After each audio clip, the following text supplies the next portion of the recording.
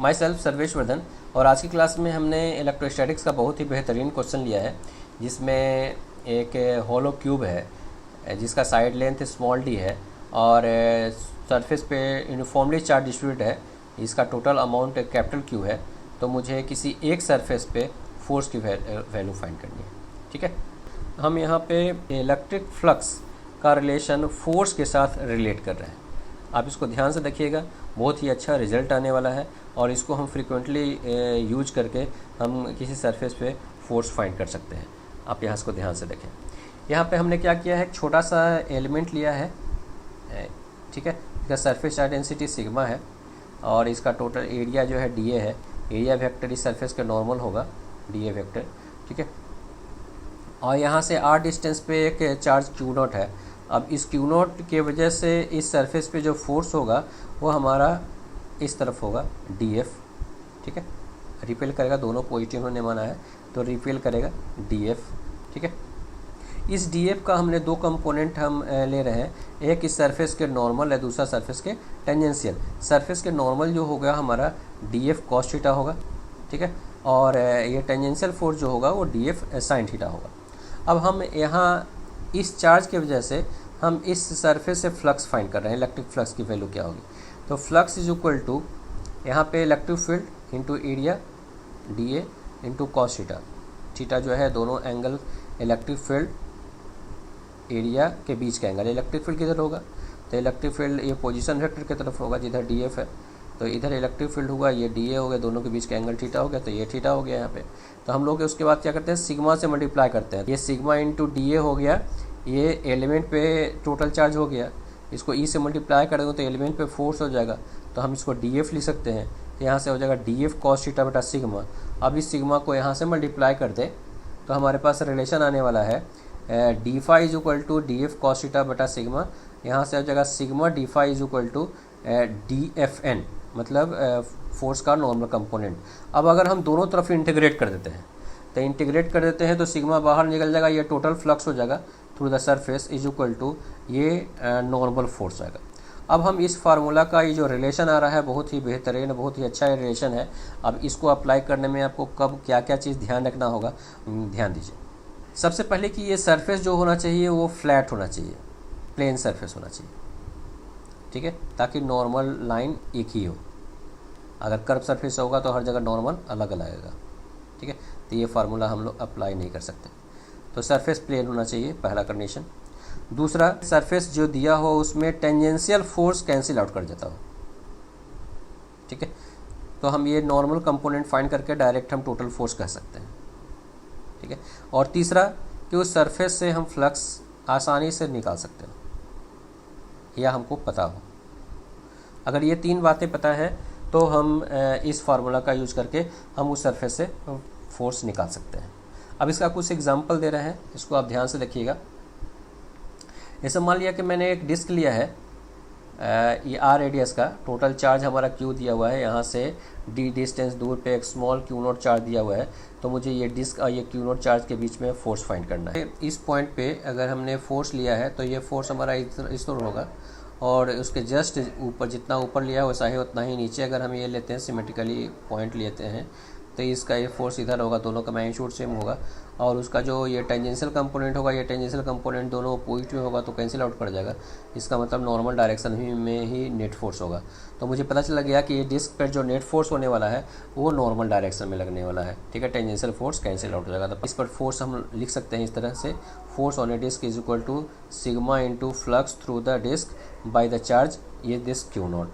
ठीक है, सिग्मा का वैल्यू होगा q by pi r square into flux निकलना है इसकी वजह से। तो हमको पता है ये जो क्यू नॉट चार्ज है इसकी वजह से जो टोटल फ्लक्स है क्यू बाई एप्सिलॉन नॉट है, लेकिन ये फ्लक्स जो है टोटल 4 पाई सॉलिड एंगल के थ्रू होता है। लेकिन अगर हमको ये डिस्क के वजह से जो सॉलिड एंगल बन रहा है उसके थ्रू अगर हमें फाइंड करना है तो हम रेशियो एंड प्रोपोर्शनल यूज कर सकते हैं, क्योंकि यहाँ जो लाइन्स निकला है वो यूनिफॉर्मली निकला है। तो हम सॉलिड एंगल पे रेशियो एंड प्रोपोर्शनल लगा सकते हैं। तो हमारा ये हो जाएगा टोटल फ्लक्स हो गया Q not by epsilon not, कितना से 4 पाई सॉलिड एंगल से। तो ये हो गया flux per unit solid angle, और उसके बाद ये डिस्क की वजह से जो इससे यहाँ पे सॉलिड एंगल बना उसकी वैल्यू है 2 pi into 1 minus cos alpha. तो हमें पता चल गया कि इस सॉलिड एंगल के थ्रू कितना फ्लक्स गया है, इसका मतलब इस डिस्क से कितना फ्लक्स की वैल्यू फाइंड हुई है, यहाँ से ये कैलकुलेट हो जाएगा। ठीक है, तो यहाँ से आ गया Q capital Q small q बटा 2 pi r square epsilon naught 1 minus cos alpha, और फिर कॉस अल्फ़ा की वैल्यू हम यहाँ से d by hypotenuse r square plus d square लिख सकते हैं। और वैल्यू पुट करके हम लोग इस डिस्क पर इस क्यू नॉट चार्ज की वजह से हम लोग फोर्स फाइंड कर सकते हैं। ये हमने स्क्वायर प्लेट लिया है जिसका साइड लेंथ ए है और इसको यूनिफॉर्मली चार्ज डिस्ट्रीब्यूटेड है कैपिटल क्यू। ठीक है, इसके सेंटर से a/2 डिस्टेंस दूर पे स्मॉल q चार्ज रखा हुआ है। अब मुझे इस प्लेट पे और ये q के बीच में लगने वाले फोर्स फाइंड करना है। ठीक है, इसके लिए हम लोग क्या करें कि सबसे पहले हम ये देखें कि अगर हम यहाँ पे और यहाँ पर अगर एलिमेंट लेते हैं तो ठीक उसी तरह से हम लोग देख सकते हैं कि टेंजेंशियल कंपोनेंट यहाँ कैसे लौट हो जाएगा। जो भी फोर्स होगा वो हमारा इस ओर होगा, ये जो एक्सिस जो होगा सिमेट्रिकल लाइन जो होगा इस सिमेट्रिकल लाइन की तरफ ही हमारा नेट फोर्स होगा। सबसे पहली बात ये है। दूसरा, ये सरफेस हमारा प्लेन है ही, और तीसरा मुझे फाइंड करना है कि इससे फ्लक्स कितना होगा। ठीक है, तो इस फ्लक्स फाइंड करने के लिए हम लोग क्या करते हैं कि यहाँ से एक क्यूब फॉर्म करते हैं ए साइड का। तो ए साइड का एक प्लेन सरफेस ऊपर रख दिए, एक नीचे इधर से ये ढक दिए यहाँ से। ठीक है, ये क्यूब हमारा हो गया ए साइड का। ठीक है, अब ये जो है ये जो स्मॉल क्यू चार्ज है वो उस क्यूब के सेंटर पे आ गया। ठीक है, तो टोटल फ्लक्स मुझे पता है इस क्यूब से सारे सरफेस से, तो हमको पता है कि क्यू बाई एप्सिलॉन नॉट होगा किसी एक सरफेस से, तो क्यू बाई 6 एप्सिलॉन नॉट। हाँ, तो फोर्स निकालना है अगर सरफेस पे, तो force on a surface is equal to charge density surface पे into flux through the surface.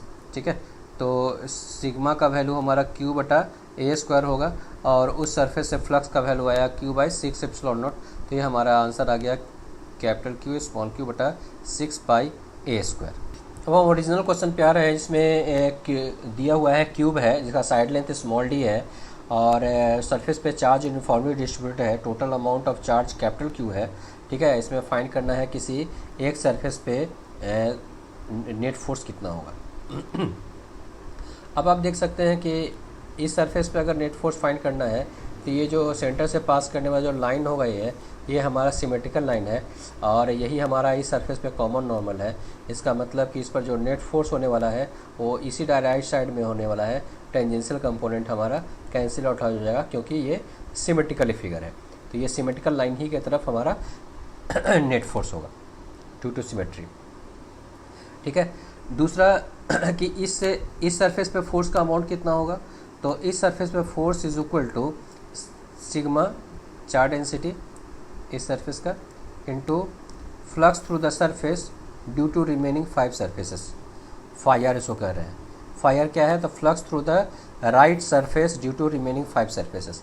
ठीक है, इस सरफेस से जो हमको नेट फ्लक्स मिलेगा पांचों सरफेस पे जो चार्ज है उसकी वजह से फ्लक्स, प्लस ये जो इस सरफेस पे जो खुद जो चार्ज है इस पे उसके वजह से फ्लक्स, इन दोनों का कम्बिनेशन जो होगा वो फाइनेट होगा। तो सिमेट्री बताता है कि जो ऑल सरफेसेस जो है वो सिमेट्रिकल है, इसलिए सबसे जो फ्लक्स होगा बराबर बराबर पास करता होगा और total flux Q by 6 Q by epsilon not है। तो चूँकि सारे सरफेस से बराबर बराबर है इसलिए इस राइट सरफेस से फ्लक्स की वैल्यू वो 1/6 होगा पार्ट होगा। इसका मतलब क्यू बाई 6 एप्सिलॉन नॉट ये टोटल नेट फ्लक्स होगा हमारा राइट सरफेस से। तो ये फाइनेट की वैल्यू यहाँ पर हम लोग कैलकुलेट कर चुके। अब रही बात φ1 की वजह से क्या होगा, φ1 क्या होगा, तो φ1 में क्या है, इस प्लेट पे जो चार्ज है यहाँ से लाइंस जो होगा वो अंदर भी ज़्यादा होगा बाहर भी निकलता होगा। तो 50% अंदर जाता होगा 50% बाहर निकलता होगा। तो बाहर जो निकलता है वो 50% की राइट साइड में फ्लक्स की वैल्यू जो होगी वो होगा हमारा क्यू बाई 12 एप्सिलॉन नॉट। अब हमको ये फायर निकालना है, तो फायर हम लोग इस तरह से लिख सकते हैं। फायर क्या होगा, फायर प्लस φ1, हम जानते हैं अभी कि फायर ये फाइनेट क्या है, तो phi net is equal to 5r plus phi1। इसका मतलब phi r अगर फाइंड करना है तो phi net में से phi1 को घटाना होगा, और phi net की वैल्यू हम लोग फाइंड कर चुके हैं। तो ये हो गया q/6 epsilon not minus q/12 epsilon not, तो हमारा आ गया टोटल q/12 एप्सिलॉन नॉट। ठीक है, तो हमको force on a right side face is equal to sigma into phi r, यहाँ से मल्टीप्लाई करने के बाद ये आ गया q²/72 d² एप्सिलॉन नॉट, ये हमारा नेट फोर्स होगा। ठीक है, और इस तरह से आप इस रिज़ल्ट का यूज कर सकते हैं। ठीक है, जो हमने शुरुआत में ही बताया है कि फ्लक्स का मैंने फ्लक्स को फोर्स के साथ रिलेट किया है, उस रिजल्ट को आप याद रखेंगे। सिमेट्रिकल प्रॉब्लम में उसको आप डायरेक्ट यूज करके हम फाइंड कर सकते हैं। ठीक है, ओके, ठीक है, थैंक यू।